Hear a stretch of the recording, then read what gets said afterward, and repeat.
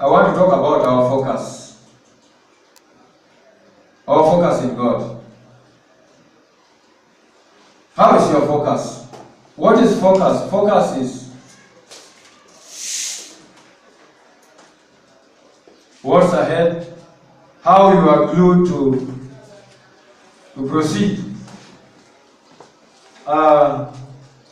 Focus. That's what I want to talk about. In a few minutes, then we shall be done.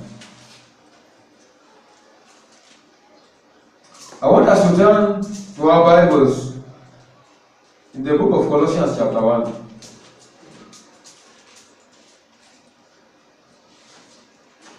When I look at man, I look at man as a very valuable thing to God.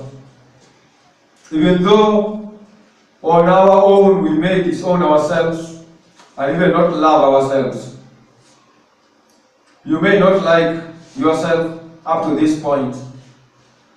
You may be sorry for yourself about some issues in life. You may look at yourself and say, why me? Why am I this way? Well, when God looks at you, He looks at you as His dream. God dreamt that He would have a world of people who would always adhere unto Him. I'll read from the book of Colossians, chapter 1. The Bible says, Colossians chapter 1, verse 15. I'll start from there. 15 to 18, the Bible says, He is the image of the invisible God, the firstborn over all creation. For by Him all things were created, that are in heaven and that are on earth, visible and invisible. Whether thrones or dominions, or principalities or powers, all things were created through Him and for Him. And He is before all things, and in Him all things consist. And He is the head of the body, the church, who is the beginning, the firstborn from the dead, and in all things He may have the preeminence. So this day, I want us to focus at our focus. Let us look at our focus. Let us look at man, where he is right now. There you are, you lead a life, you feel sorry. Every song that you sing navigates you back to God. Every word that you hear seeks you to get you back to God. Every prayer that you make rotates you and revolves you back to God. Anything that you need, you still revolve around God, and you say, oh my God, how shall we do? So everything revolves around God. The Bible says somewhere in Romans chapter 5, I think, it says something like, when we were still sinners, Christ died for our sins. When we were still in evil. So what is it about? It's about you forsaking sin, looking at God. God being the pivot, Him being the centripetal place where everything revolves. You as well, in your life, everything revolves to God. That is why when I read that verse 16, the Bible says, for by Him all things were created that are in heaven and that are on earth, visible and invisible, whether thrones or dominions all principalities, all powers, all things were created through him and for him. So you are not your own, you are God's. Amen? Amen. But how comes that when life looks like it has hit a quagmire, why is it that you look at other things or other places for solace? Why is it that you run to man to solace you, to console you? Why is it? Where is your focus? I'm talking about a man who, even though his life is touchy, he is moody at times, he sleeps and wakes up, he has nothing of his own that he can brag about and boast that this is what I have. Not even his hair can he make it grow. This is a person who has nothing. The book of Job says, I came naked, and naked shall I return. So it means that everything consists of God. So anything that is of you, calculate your focus again. Amen? Amen. I want to look at a concept of the Israelites. The Israelites were a chosen nation. A chosen nation that the Lord loved. The Lord gave them cover. The Lord even said, because of Israel, those who curse you shall be cursed. There was a whole citadel of protection around. There was a hedge. They were so protected that even if you pointed a finger at them, you were cursed. I look at Abraham. I look at the way he was brought up. I look at Abraham in the days when now he thought that God will never give him a son. And then I look at a time when it came that he looked at a human being, and out of a human being giving him advice, the wife that is, yes, he begat a son. That son was outcast. The Bible says that when he thought again and looked at God, that is when God now visited him again. Why should all the time we move away from God and look at other things? Look at your focus. I look at the prodigal son. When he wanted his money was given, he went away and made many of the money and used and squandered. Yes, and he got all the things that he did. And after all, everything got finished. He came into the big pit and was there. When he came back, the father, with arms spread, Luke chapter 15, came and embraced him. This was the prodigal son. He came within his mind. He sought and thought wise to again refocus.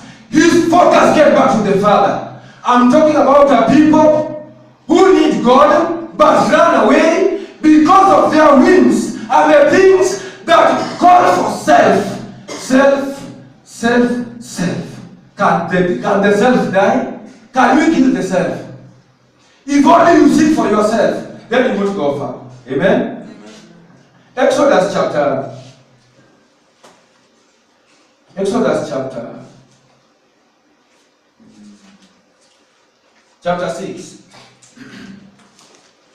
Exodus chapter 6.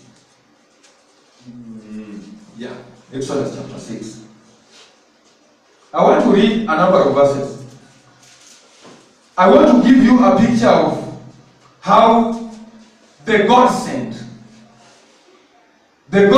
being Moses, how he tried as much as he can, as much as he could, to bring the Israelites' focus back to God. And he didn't just do it by himself. He tried so much to show them where he was looking. And when they looked at him, they saw his focus. Them that followed him, like Joshua. When Joshua sat in the tent, the Bible says Joshua never left the tent. Why? Because he was shown the real focus. But before I reach there, Exodus chapter 6, verse 10 and 11. And the Lord spoke to Moses, saying, Go in, tell Pharaoh, king of Egypt, to let the children of Israel go out of his land. This is the Lord God who loves his people, who has somewhere that he deems fit for his people. He is ushering them. This is the way. So he's giving them somebody to carry the mantle, to go ahead of them, to lead them. This is Moses. Moses is now on behalf of God to the Israelites.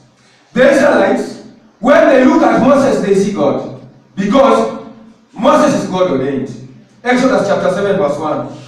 The Bible says, so the Lord said to Moses, see, I have made you a God to Pharaoh, and Aaron your brother shall be your prophet.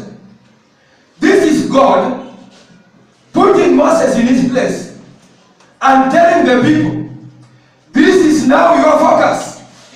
The focus was, can there be a mediator? Can there be a mediator worth looking at who can recharge the focus of the people toward me? The Bible says that the Lord is a jealous God. He doesn't want to be shared by anyone else, with anyone else. His glory is his. The Bible says that we who deviate and get into evil, when we come back to ourselves, the focus still becomes God.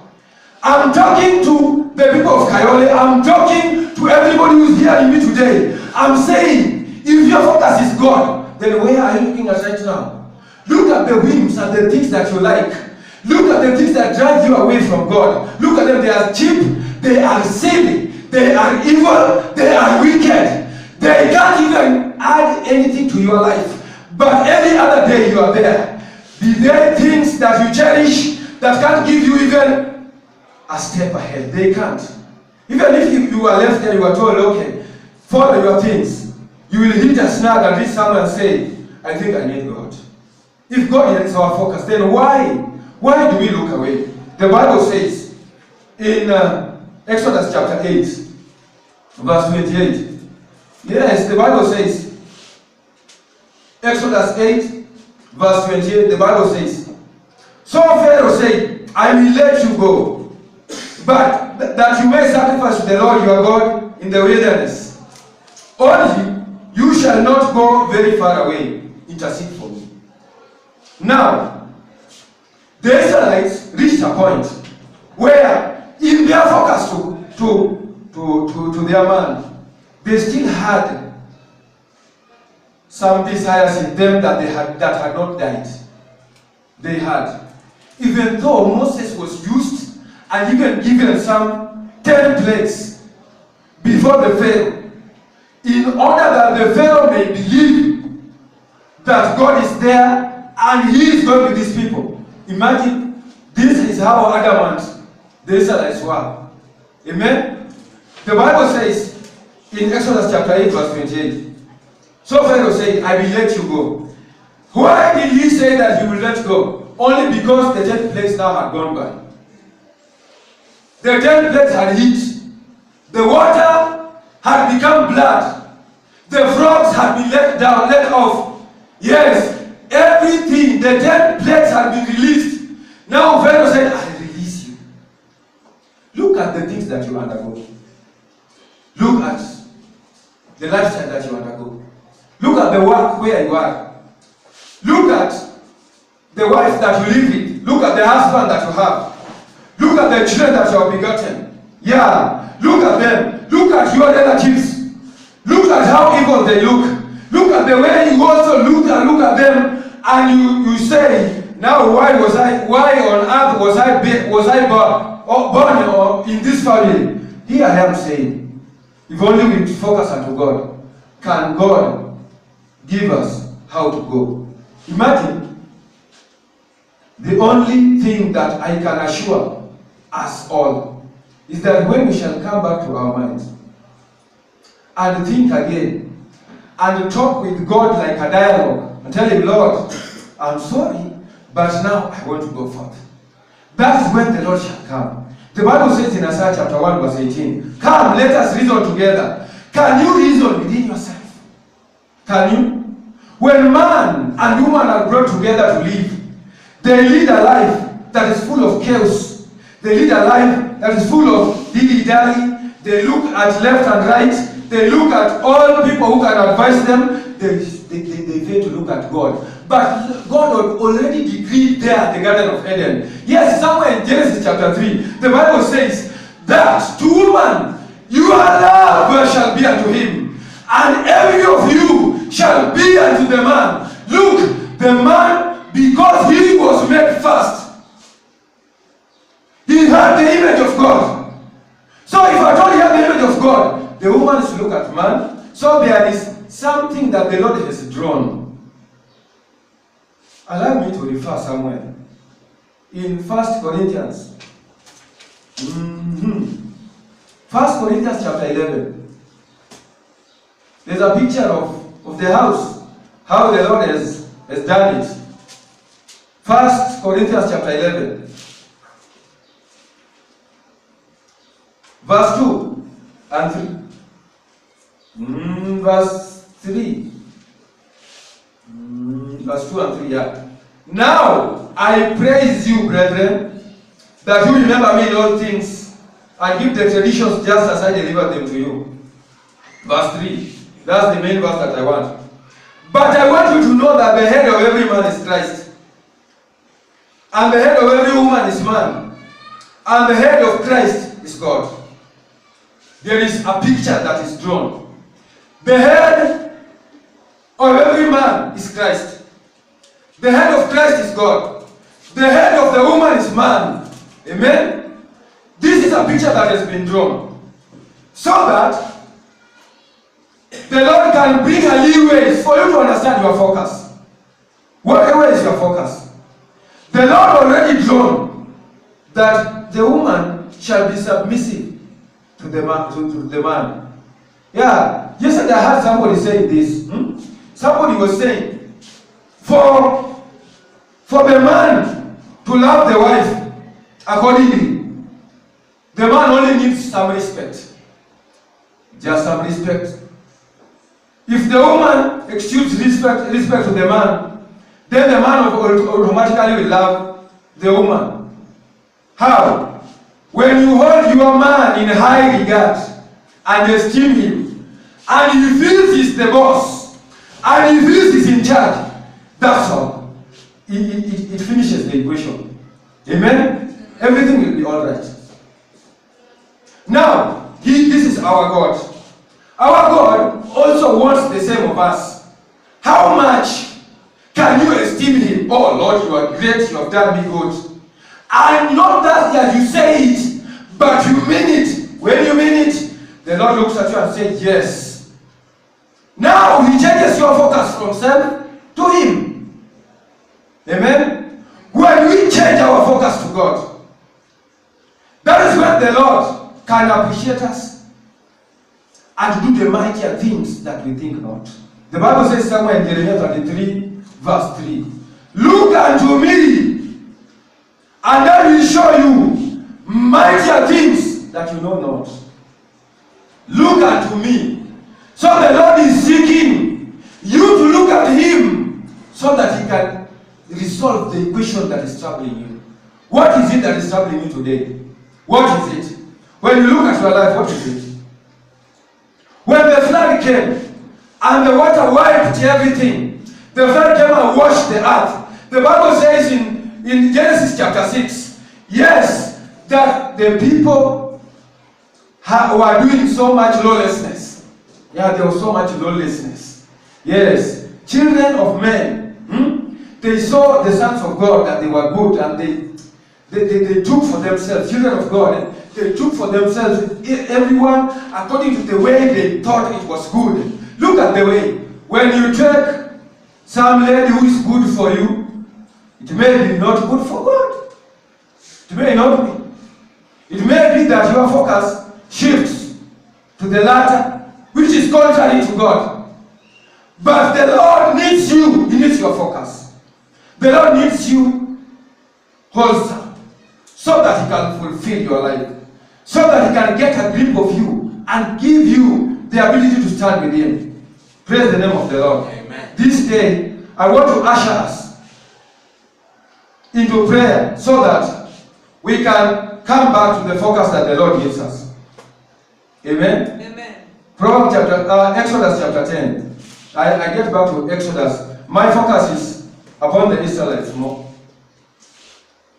Exodus chapter 10, verse 8.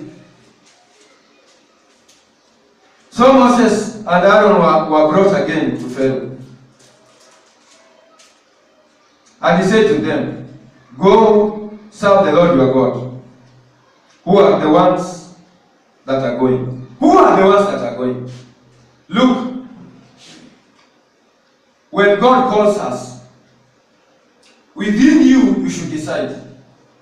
So if the question was asked, this is how Moses answered. Verse 9. And Moses said, we will go with our young and our old, with our sons and our daughters, with our flocks and our herds. We will go, for we must hold a feast to the Lord. Praise the name of the Lord. Amen. When they were now focused to their going, they went with all of themselves. They went with all their thoughts. They went with all their minds. They went with all their animals in order to sacrifice in that foreign land that they are going to. They went with everything about them. Look at how now we want to focus to God. Whenever we want to focus at God, somebody gave a picture of, he was preaching someone and gave a picture of when we stoop low to pray, God also stoops low to hear. So a picture of somebody stooping low to hear, then he can answer. So it means when you want to pray, your focus should be fully unto God for you to get that which you need. That focus begins in the mind. The focus unites with the word that you have heard. That focus agrees with the faith within you. That focus, it connects to the Lord, who also gives an ear to hear. That focus, if you don't let go, that focus is answered. The Bible says that if two agree over my name, they answer. The answer given. I will answer their prayer. I will answer. The Bible says that. Amen? Matthew 18. Matthew chapter 18. So we want to agree with God and make a prayer. Matthew chapter 18, verse 18. The Bible says, assuredly I say to you, whatever you bind on earth will be bound in heaven.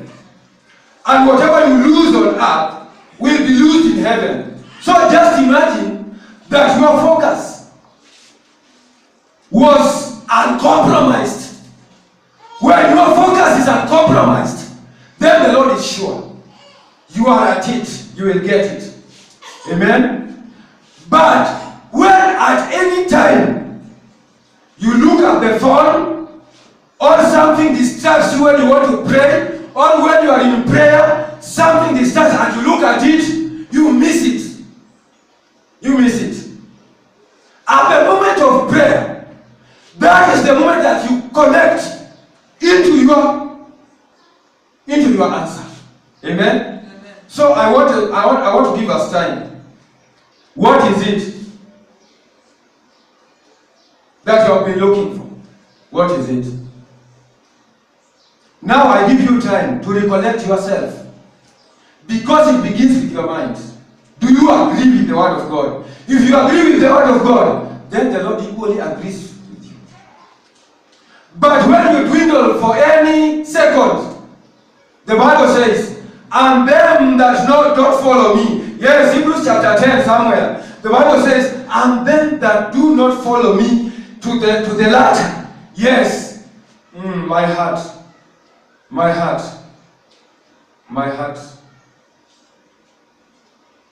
There's nothing with them.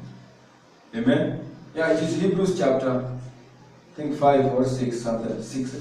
Hebrews chapter 6, somewhere. I don't want to go there now. Because I want us to focus here. Amen? So, your focus is much that the Lord needs. So if there are any obstacles within you, if you be the one who brings the stumbling blocks, then you ought to derail them. If you derail them in your thoughts, they'll go. You know, the Bible says somewhere in Jeremiah chapter 17 that the heart is so deceptive. But you know you can't cheat God, neither cheat yourself. Yeah, you can't cheat God, neither cheat yourself. You can't. That's the way I was saying in the morning, you can't deceive yourself. You can't.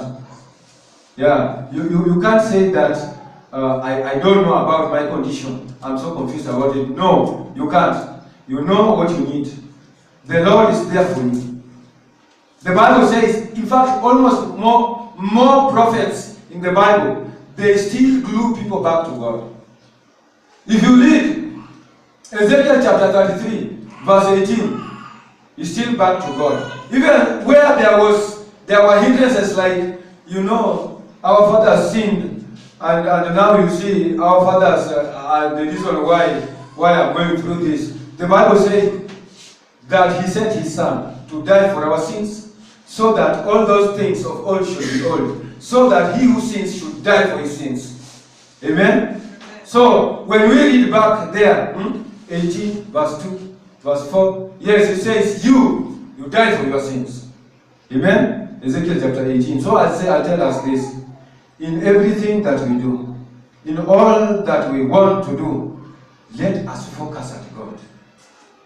Let us focus. If there's a sequence that He has given us, John 14 verse 6, mtu haji kwa Baba ila ni kwa njia ya mimi. Every sinner singing, there is something between you to God. Every patakatifu hapo ndipo nahitaji. Anything that you sing, be it good to you or be it yes that is good to the mind, it has a message for you to go back to God. Shall we rise? So we have no time to blame our parents. We don't have any time to blame our neighbors. But we can blame ourselves for any cause. So the focus that you have today is the focus that the Lord Himself brought. That all of us should look at Him. For He is the pivot and the fulcrum where everything revolves. So we must look at Him. Amen?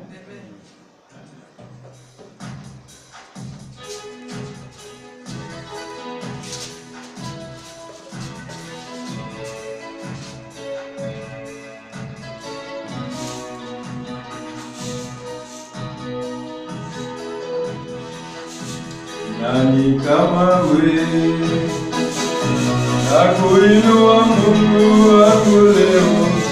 Nani kama wewe, nakupenda. Nani kama wewe, nakuinua Mungu wangu leo. Nani kama wewe, nakupenda. Nani kama wewe, nakuinua Mungu wangu leo. Nani kama wewe, nakupenda. Ni nani? Nani kama wewe, nakuinua Mungu wangu leo. Nani kama wewe, nakupenda. Nani kama wewe, nakuinua Mungu wangu leo. Nani kama wewe.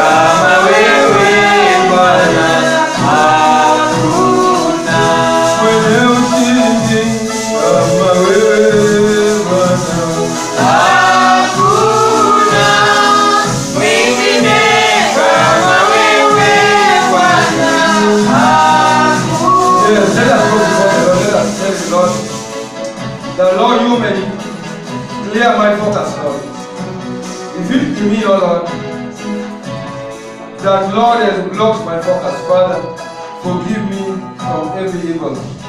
Just go before the Lord and talk to Him. Father, I give you praise today. La Besita Bahasumosa. Father, I thank you because you are great. I love you, Lord, because you are good. I thank you, Savior, because you are awesome. I thank you, Jesus, because you are great. I bless you, Lord, because you are good. But Father, forgive my inner man, the children of fire in me. The Bible says in James chapter 1 verse 17 that every gift, Lord, that is perfect comes from above, from the Father of lights, in whom, Lord, there is no variableness. Father, this day I commit myself to you because I need you, O God. The Lord, you may clear my focus, Lord. Father, you may clear my focus. Clear my focus, Lord. Clear my focus, O God. Clear my focus, Lord Jesus Christ. Clear my focus, Lord, forevermore. Clear my focus. Every evidence, Lord, that creates, Lord, the focus. Yes, clear that evil. Father, forgive me this much. Father, give you praise. I thank you, Father, because you are a good God. Bwana utukuzwe,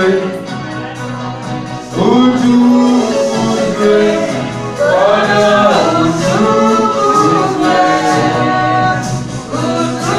utukuzwe, Bwana utukuzwe,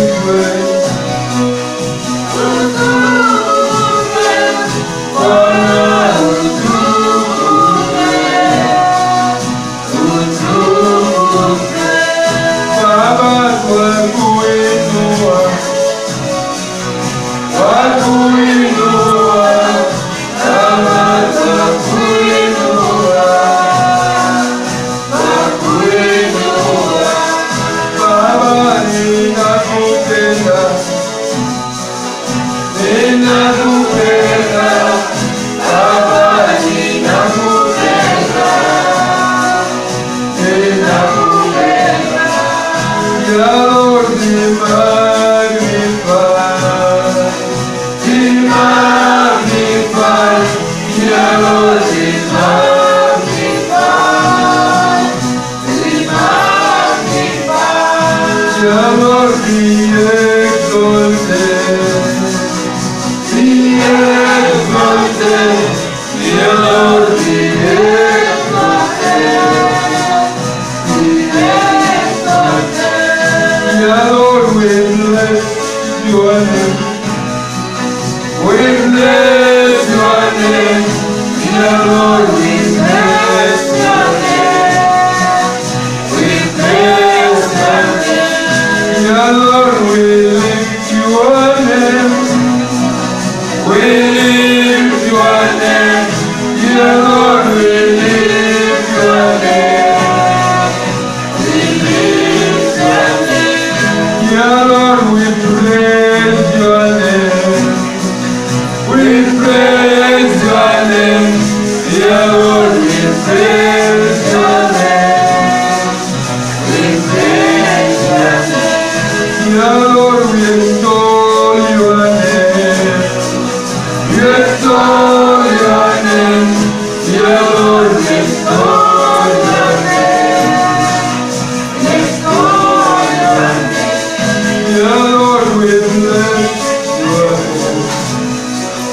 We bless your name. Yeah, Lord, we bless your name. We bless your name. We give you glory as we honor you. We give you glory as we honor you. You are wonderful. You are worthy, Lord. You are wonderful. You are worthy, Lord. We give you glory, Lord, as we honor you. We give you glory, Lord, as we honor you.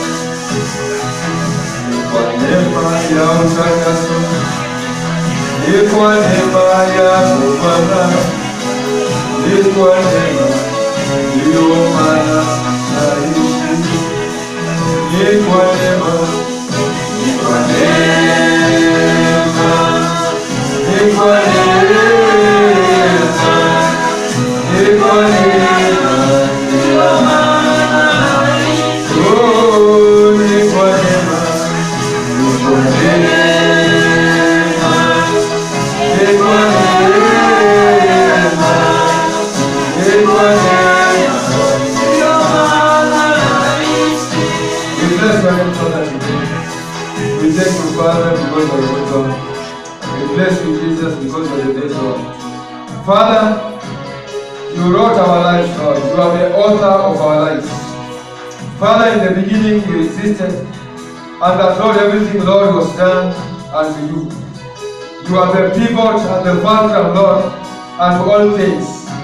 That everything, Lord, revolves around you, Lord. And you have challenged our focus, Lord.